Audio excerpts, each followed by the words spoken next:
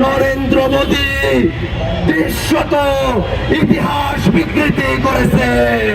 এবারে নির্বাচন শুধু মার্কার নির্বাচন না, ৭১-এর ১৬ ডিসেম্বরের পর থেকেই বাংলাদেশের রাজনৈতিক সিদ্ধান্ত বাংলাদেশের রাজনীতিবিদরা নিজেরা গ্রহণ করবে। ভারতের দাবিদাররা সেটা সহ্য করতে পারে নাই। ভারত নিজেদের মতো করে এই বাংলাদেশে তারা পাপের শাসক তারা বসিয়েছে, পাপের রাজনৈতিক দল তারা তৈরি করেছে। সেই রাজনৈতিক দলগুলোকে তারা ভুলিয়ে ফাঁপিয়ে বাংলাদেশের ১৬ বছর ধরে তারা ফেসিবাদ কায়েম করে রেখেছিল।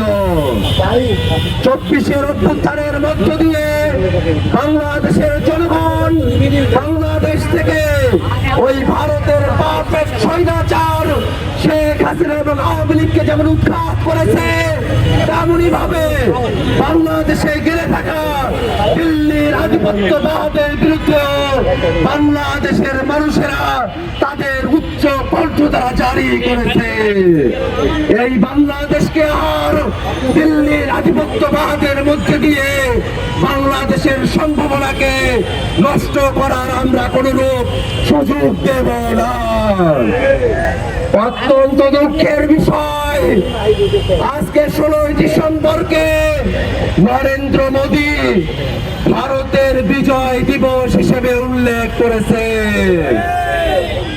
বাংলাদেশের স্বাধীনতা, বাংলাদেশের বিজয় দিবসকে, বাংলাদেশের জনযুদ্ধকে, বাংলাদেশের মানুষের সংগ্রামকে ভারতের বিজয় হিসেবে দেখানোর মধ্য দিয়ে নরেন্দ্র মোদী বিশ্বত ইতিহাস বিকৃতি করেছে।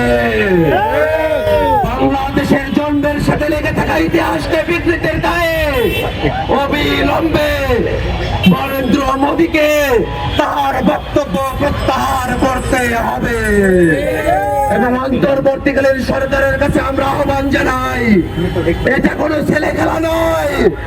বাংলাদেশের বিজয়কে ভারতের বিজয় দেখিয়ে ইতিহাস বিকৃতি করার ছেলে খেলাকে রাষ্ট্রীয়ভাবে প্রশ্রয় দেওয়ার কোনো সুযোগ নেই। অবিলম্বে অন্তর্বর্তীকালীন সরকারকে রাষ্ট্রীয়ভাবে দায়িত্ব নিয়ে মোদীর এই ইতিহাস বিকৃতির বিরুদ্ধে বিবৃতি জারি করতে হবে। ভাইরা আমার, সামনে নির্বাচন অনুষ্ঠিত হবে। এবারের নির্বাচন শুধু মার্কার নির্বাচন না, এবারের নির্বাচন সংস্কারের নির্বাচন। এবারের নির্বাচন বাংলাদেশকে নতুন করে গড়ার নির্বাচন। অতএব বাংলাদেশের জনগণকে এবং জাতীয় নাগরিক পার্টির সকল প্রার্থীকে আমরা আহ্বান জানাই, জাতীয় নাগরিক পার্টির কথা শুধু নয়, সংস্কারের পক্ষে হ্যাঁ ভোট যাতে জনগণ প্রদান করে তার জন্যই আমরা আমাদের ক্যাম্পেইন চালিয়ে যাব।